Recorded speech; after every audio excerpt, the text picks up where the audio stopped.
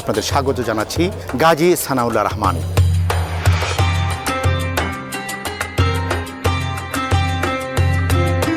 জাযাকাল্লাহ খায়রান, বারাকাল্লাহ ফিক। গোটা তুরস্ক জুড়েই আছে হাজারো মসজিদ, ইতিহাস এবং ঐতিহ্যের সঙ্গে সম্পৃক্ত।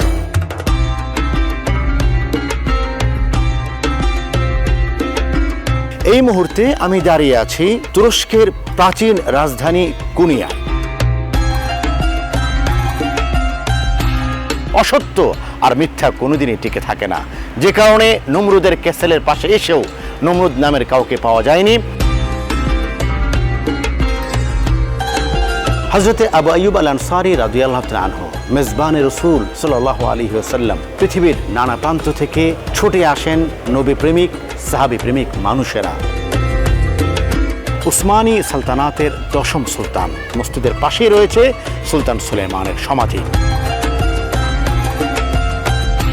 1850 বছর পরে এখনো পর্যন্ত এই গুহাতে একটি কুকুর শুয়ে আছে। ও মাশাআল্লাহ!